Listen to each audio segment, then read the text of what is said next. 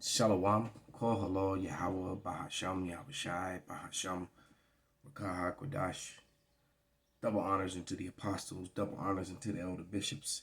Salutations to all my fellow laborers doing this work in truth and sincerity, risking their lives and their freedom to do so, now more so than ever.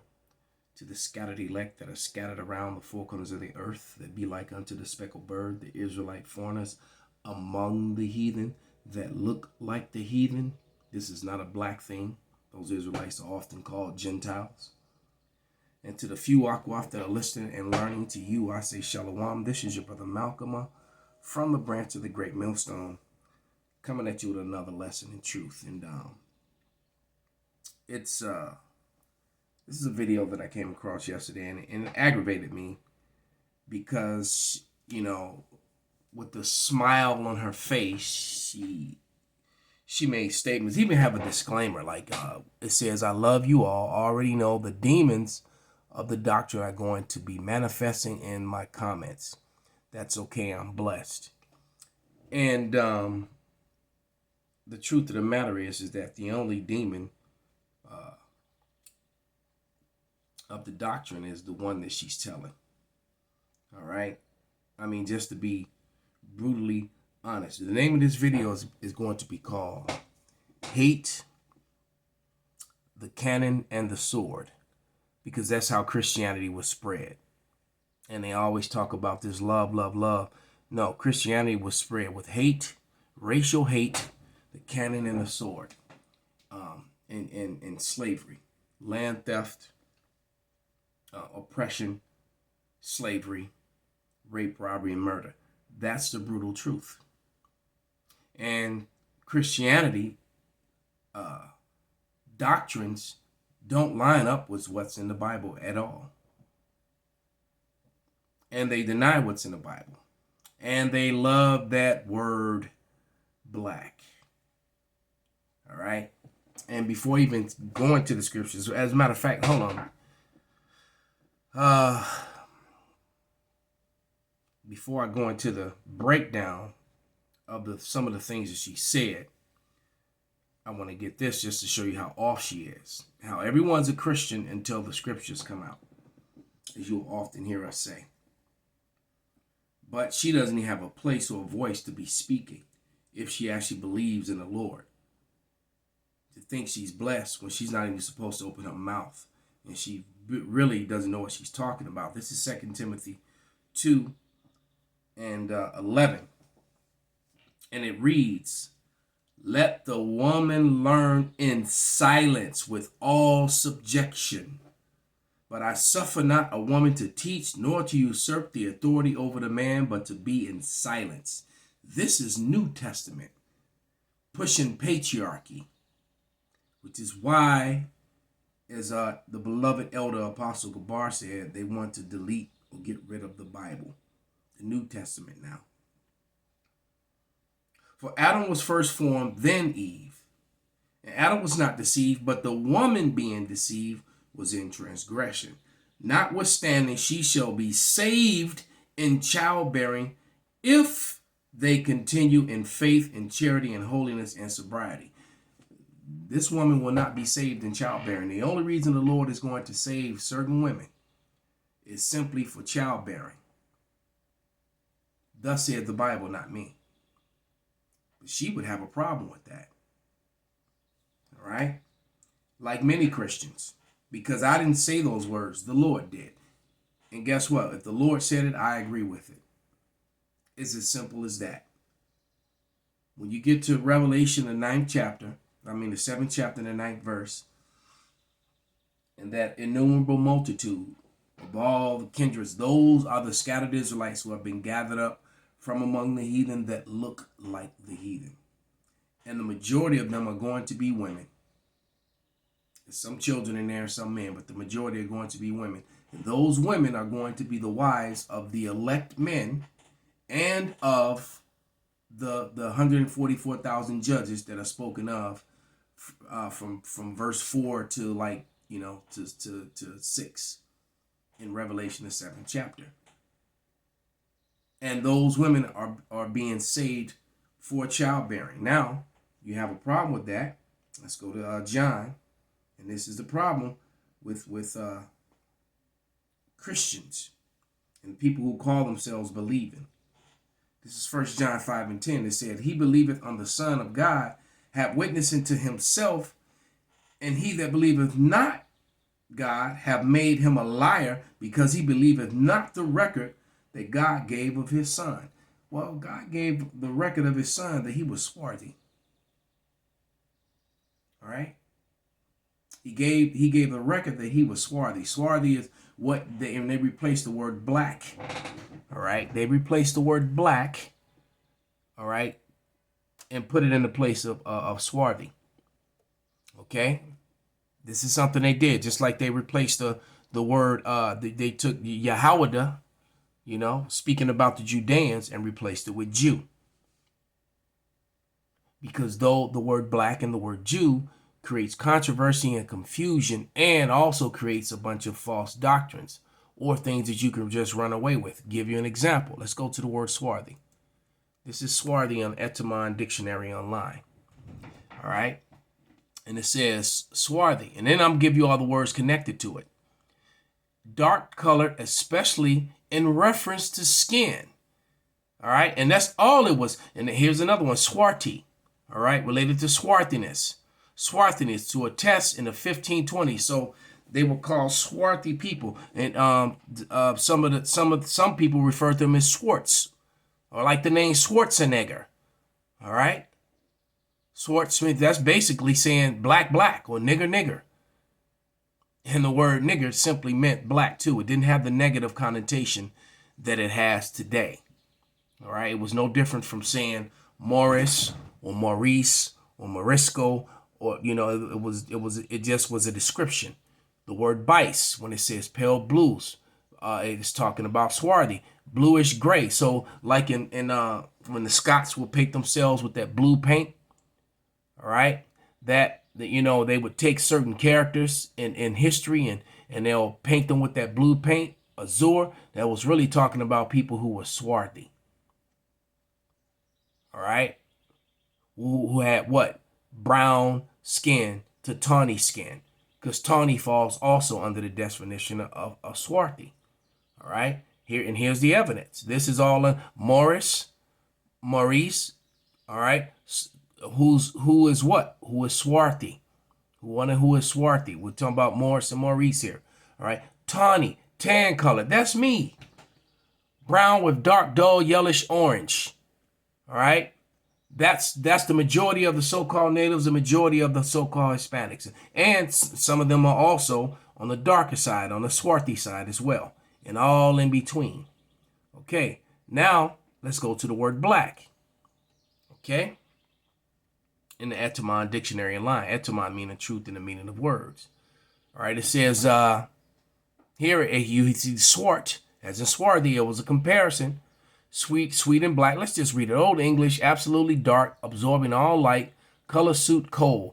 Remember it said that the Israelites, because she said, "Are you a black Hebrew Israelite?"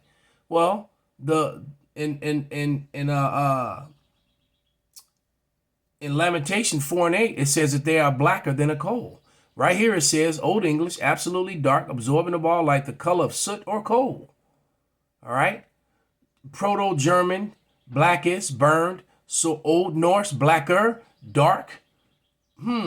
Just like the swarthy people that painted themselves blue. Talking about the Danes, the Vikings. They and then they make these people pale. But anyway, it says Dutch, blackened to but here, let's jump down. It says the Old English word black was swart. All right? Swart, meaning swarthy. Now let's jump down to the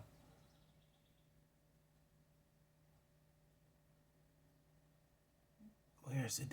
This one here. Oh yeah, here we go.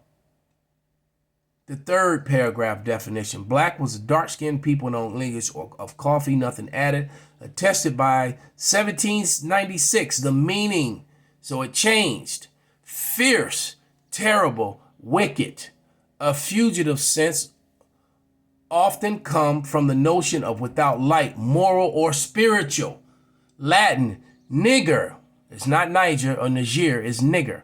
All right, I've proved that 1,000 times over.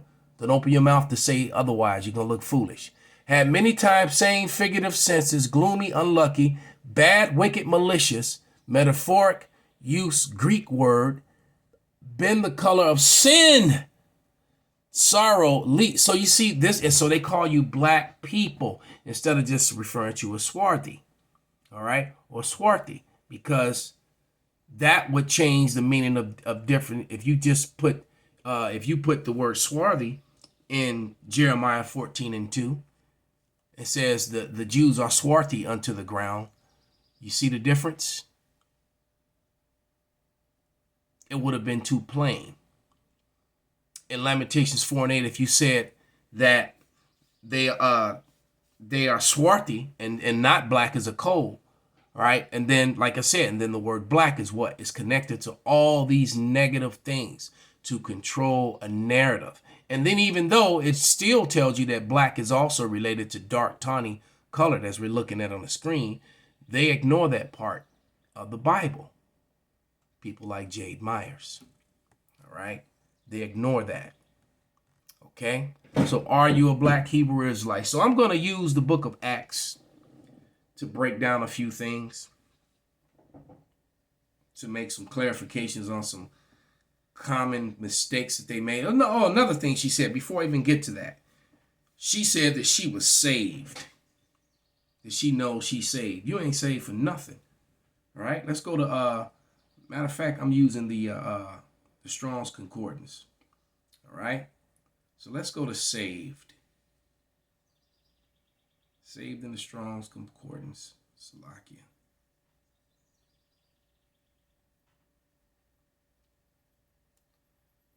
It's in the Bible quite a few times. So it's a saved is in there 104 times. So let's see if I can find it in Mark. Because I've often found too. Okay, it's in Mark. Here we go. Well, it's in Matthew. I want the one in Matthew 24:13. So let's go to that. And it's here. And it's, and I'm going to put it up on the screen.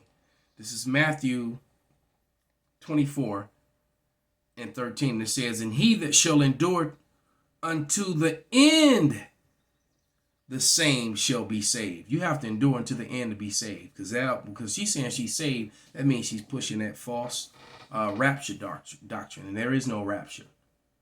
Right? The only time that the Israelites get lifted up is in Corinthians, the 14th chapter, and they're changed. And they're going straight into the chariots, and then from there they're going into rulership.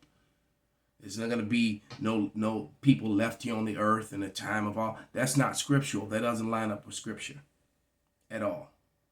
All right. So that word saved is G, meaning Greek, G4982. So I'm going to click on it and I'll bring it up to the camera. It says to save. All right. Primary word. All right. Contraction. To save, that is delivered or protect, literally, figuratively. So literally, you're gonna be saved. You're not saved until the destruction comes. All right, to be preserved. All right, and it's been a long time since I really studied the Greek. So, all right. So now let's go to saved. It was also in Mark 13. That was a definition I was looking for as well. 13:13. It says, Mark 13:13, ye shall be hated of all men for my name's sake. So we teach the true name. She's also pushing a J word. Jesus, the word J did not exist when the Lord walked the earth. Salakia, the letter J. The letter J was not created until 1524, almost 1500 years after the fact. All right, and then it wasn't implemented into the Bible until the 1600s, about 100 years later. Okay, just keep that fact in mind. So the word Jehovah in Jesus is not the name, and she kept talking about sweet Jesus. When you talk about sweet Jesus, that's your people immediately think of the false image of Cesare Borgia, the so-called white Jesus, which is a fraud. That's a false god, an idol. All right. So Mark 13:13. And ye shall be hated of all men for my name's sake. So they hate Yahushua and they put Jesus in his place. But he that shall endure until the end, the same shall be saved. You are not saved until you get to the end. Jade Myers, you're a woman. Shut your damn mouth. All right? And I don't know, again, she's a last name. Her last name is Meyer, so you really can't go by people's names, because Meyer is that's a JOO name. That's usually an Amalekite name, but you have to test the spirit by the spirit.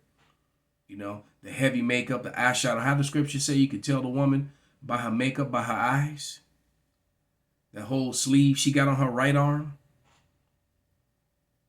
And I've learned that typically heavily tatted women. Now I got tattoos, but I got these tattoos before I came into the knowledge I would never get another one.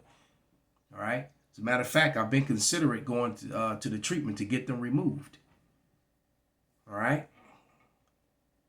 Because I actually despise them, and I always tell people, that no matter how much you like a tattoo or think you're gonna like a tattoo, there will come a day when you wish you didn't have it. All right. So, this woman, she really needs to humble herself down and shut her damn mouth. Matter of fact, let's go to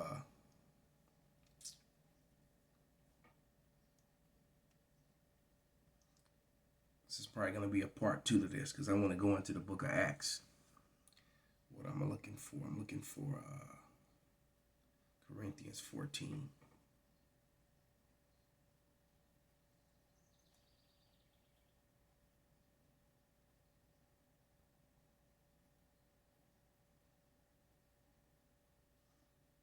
Because the Lord is not the author of confusion. And so when women speak, it brings confusion. And that's what, so basically this patriarchy book with the Bible and the patriarchy of the New Testament tells you, not Joyce Meyer, same thing, Jade Meyer, to be quiet, hush. All right. This is 1 Corinthians 14 and